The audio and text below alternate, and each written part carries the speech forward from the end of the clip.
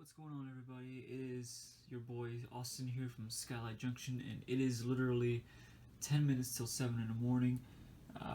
I just woke up for some reason. I cannot go back to sleep, and I got so bored, so why don't I try to do some before I have to go into work today? So this is a little running session I had in mind for a while. I had it written down so I won't forget it, and this is a running section about New York Central locomotives. So the idea behind this is to run pretty much as many New York Central engines as I have. I don't really have very many.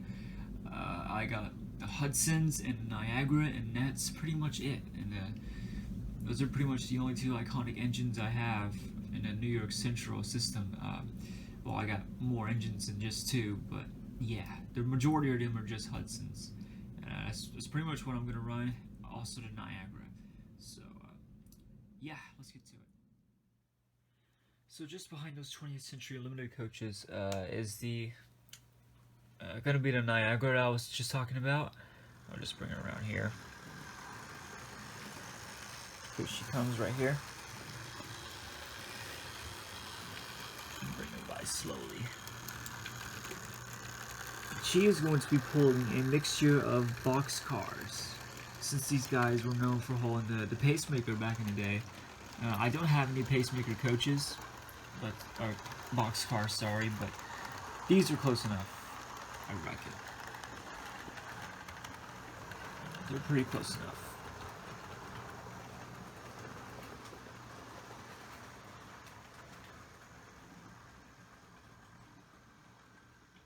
Alright, let it come back around.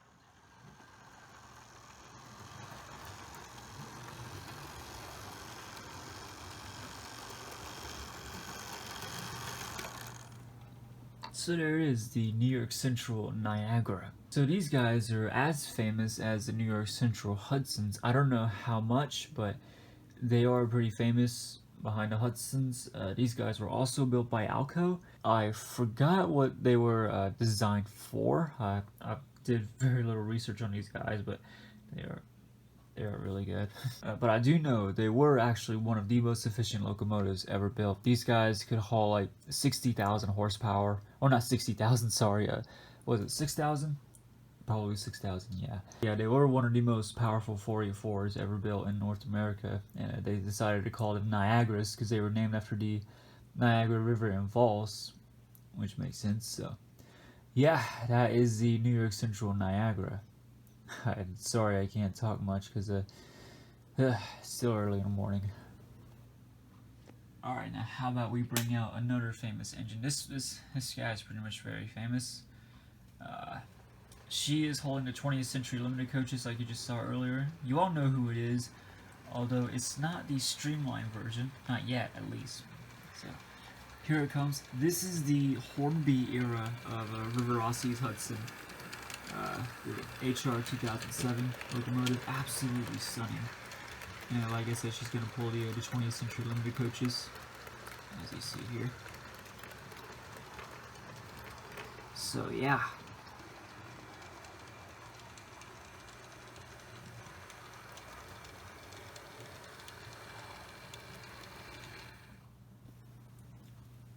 So there is the New York Central Hudson. It might be America's most famous locomotive. I have no idea. There might be another locomotive much more famous than this. But I think, in my opinion, this has to take the crown because they were so iconic.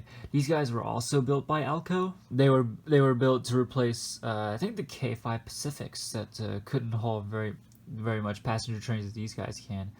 But when these hit the railroads in the late 20s to early 30s, they were pretty successful. They were pretty powerful locomotives, and yeah, they handled the water level really well. But mine does have the Scullin drivers, as you can see right here. I do have an ordinary Hudson with the standard drivers, or box drivers as you call them. I will get that out in a second. So for now, let's just enjoy these two running. And I also forgot to mention that these guys have never been saved. They all got scrapped for to make room for diesels because the New York Central was so heavily held bent on diesels. So I'm guessing something must have happened to them as they were replacing steam with diesels.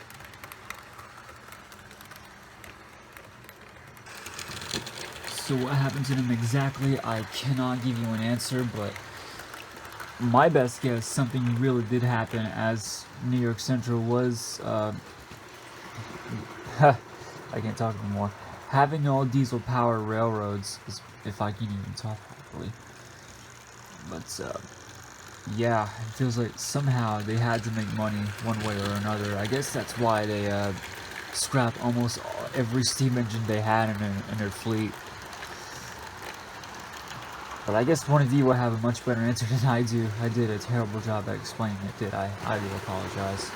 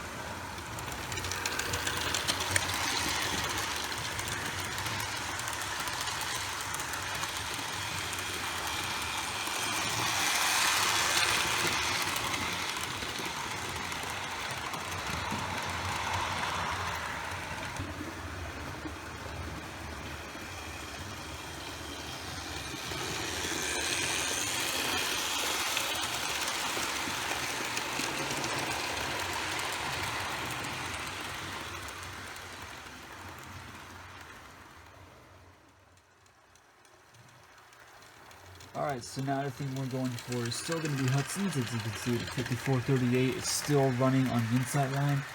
Now I'm going to bring us an old friend in, or the Beast is running on the inside line, I should say. I'm forgetting to call it the Beast. This one was one of the first Hudsons ever built by River Rossi.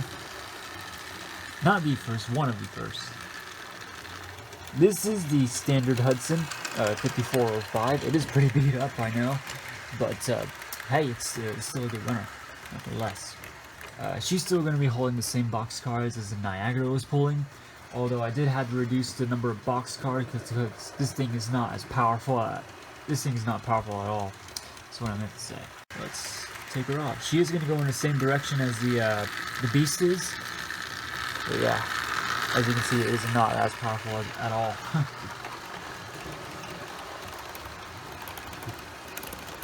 Yeah. And here comes the Beast. Bring in a shot.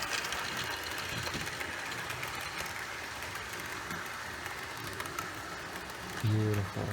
And in case you're wondering, yes, I did put a different caboose behind the 5405. The New York Central caboose is literally the only caboose I have, and it's horn hook couplers rather than knuckle couplers. I kind of don't want to replace that because it's a classic looking caboose, model railways, so yeah. That is why I switched cabooses. Alright, now let's enjoy these two running. There we go, looks like we made a couple friends here. Very nice, you don't see that very often, do you? How cool is that? I think the 5405 is running a tad bit faster than the Beast. Oh well. Can't really complain, really. They're both still good runners. Yeah, be safe.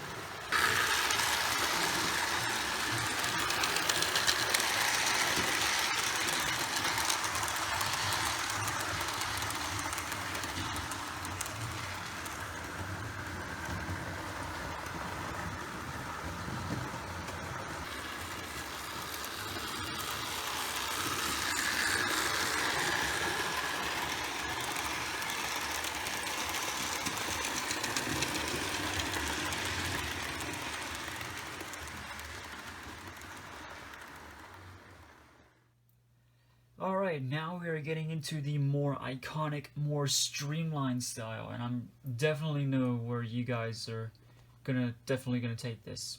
If that made any sense, I'm sorry I confused you. Let me rephrase that again. Now we are going to get into the more iconic, more streamlined locomotives, and I know you guys are gonna see where this is going. That made a lot more sense than I did. Okay, so first of all, we are going to start off with probably the most iconic streamlined locomotive in America, and I have no idea what this engine is. I'm pretty sure someone can let me know. I seriously don't know. I'm just kidding, it's a Dreyfuss. You all know, I was just kidding, right? And she's obviously hauling the 20th century coaches, like the 5438 was, or the Beast was, sorry. So yeah, that is the Dreyfuss. Let's go one more lap.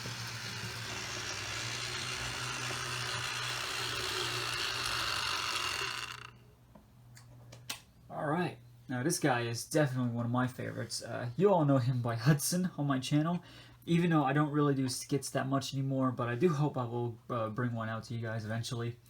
The audio system on my laptop is a complete and utter crap now. I know you guys are going to recommend Audacity, but let's not get into that, okay? But I'll see what I can do. Anyways, yeah, the streamlined version of the New York Central Hudsons. These are the Dreyfuss Hudsons. They were designed by Henry Dreyfuss, an American businessman. Actually, if I can talk, he is the one who designed this iconic streamlined style, and yeah, it became very well known. It's built by Alco, like I said. I think Henry Dreyfuss built some other designs. Oh, I think it was one more design actually for the New York Central system. The Mercury with the K5B Pacific. That one is awesome. I love to have that one in HO scale, although someone did make it, but it costs an arm and a leg, so I don't think there's any chance of me getting that one, sadly. Right, so that one is the Dreyfuss, probably the most famous streamlined steam locomotive in America. Now let's bring in the other pretty famous locomotive. I think you all got a small bit of glimpse of her, but here she comes. Now this one isn't a Dreyfuss design. It looks similar, but it is not a Dreyfuss design. It's actually designed by someone else. I forgot who though. And you all will notice she's wheel slipping slightly. I will explain why in a second. But yeah, this one was also built by Alco. I think you should know by that by now. Like I said, not a Dreyfuss design, but it is very similar. This style of streamlining was designed by someone else. It is the Empire State Express. She is going to be hauling 4 of her passenger coaches. I have 6, but I limited it down to 4 because here is one of its traction tires, and it is actually down to 1 traction tire, although these traction tires are no longer on the locomotive. So she is pretty much just running without them. And yes, I know you guys are going to criticize me that, definitely. I know one of my friends is going to criticize me that. If you are watching this, I deeply apologize. But I am just getting so sick of these traction tires just coming off. So yeah, if you message me about that, I will message you back. Don't worry. But I won't be mean, I promise. So the story behind this is that last month, I think, I was getting so sick of the traction tire coming off. Like I said, it was actually this rear wheel right here. So what I did, very stupidly, I super glued the traction tire onto the wheel, and that was like literally the dumbest thing I've ever did on this thing. It ran pretty, not badly, it still ran fine, although it did have a bit of a limp to it. Closer inspection, there was a little bit of a lump on the traction tire, so I'm guessing I did not push that thing down all the way, and I thought, oh, that's just great. Now I'm gonna have to try and take this thing off, and getting it off was not easy. So what I did, I took some nail polish remover. Now before you criticize me on that, a drop of nail polish remover did not go on this. And if you are going to do this, be very, very careful, because if you do put a drop of nail polish remover onto your locomotives, it will destroy the plastic, it will eat away the paint, it'll just ruin the entire thing completely. So do be very careful with that. So yeah, I would dip a little bit of a flathead screwdriver, a very small flathead screwdriver by the way, into the nail polish remover just to get that traction tire off. I was being careful not to drop down into this locomotive like I said. I did manage to get it off, although it did crumble to pieces on me. Now it is down to its 1 traction tire left, even though there's none on this thing anymore. It did have 6 coaches like I said, but I limited it down to 4 because of this. I did take the traction tire off with the hex nut screwdriver. This came from the Broadway Limited Pennsylvania T1. If you are going to do this, be very, very careful. I do not recommend gluing traction tires onto your engines at all, even if they fall off. try and get some that fit. I can't find any that fit. I'm just gonna have to run this thing without them, unfortunately.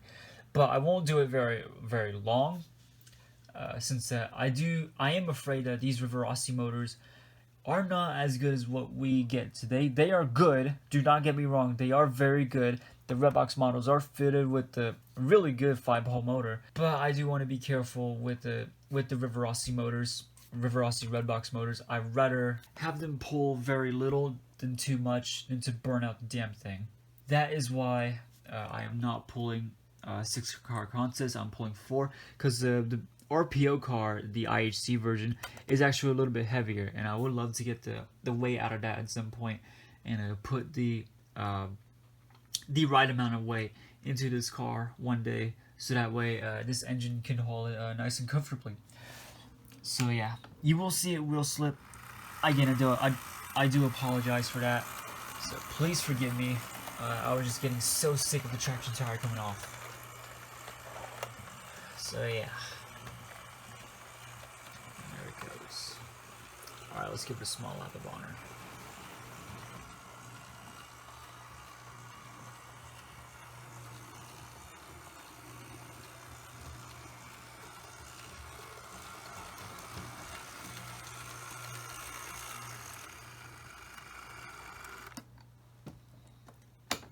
So yeah, that is the New York Central Empire State Express. I will keep this original traction tire I have with me, don't worry.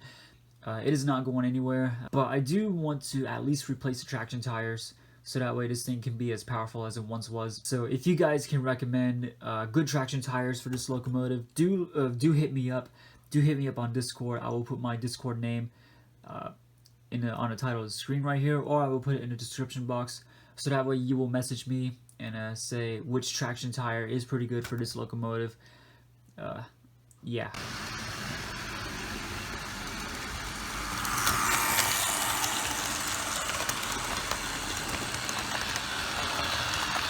Oh, I think we just missed a breath. Oh, only just. Yep, only just. We didn't see it, but at least we saw the coaches. How about I let the Dreyfuss come back around? Here it comes. Oh, here comes the ESC again. But there's Dreyfuss, alright, you just saw it, yay.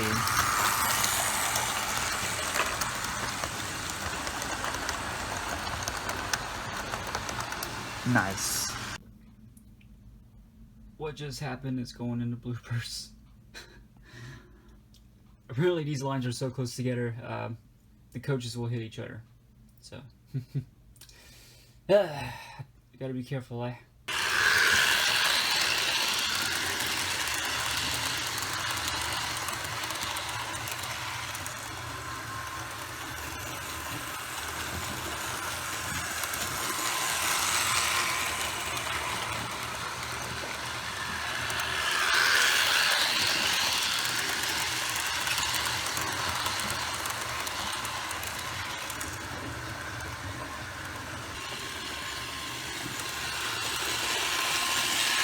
I only just missed the Empire State Express.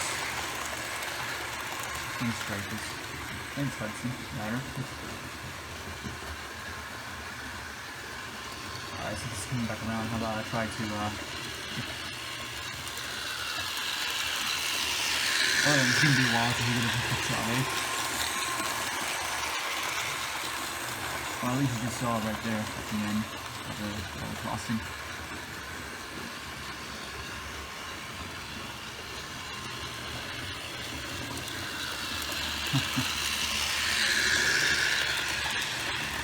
Dreyfuss is taking up the whole show if he wants to. Oh, just out there.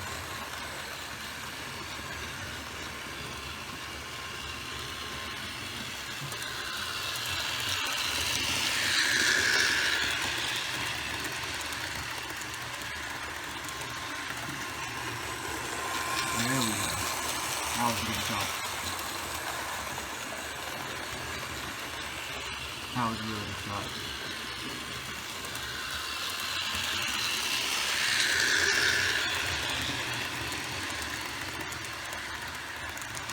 Very nice.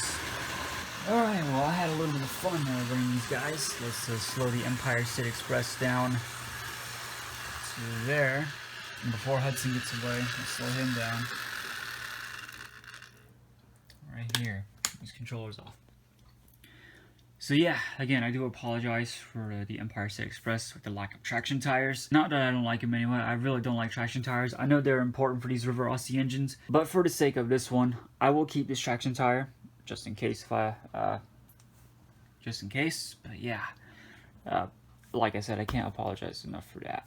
And I really wanted to put it in this video because it's a New York Central engine, and I couldn't have a running session without this thing. If it's a New York Central running session, that is.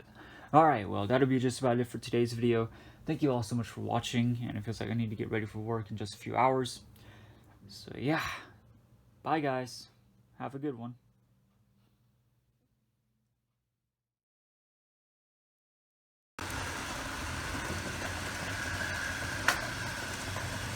Oh snap.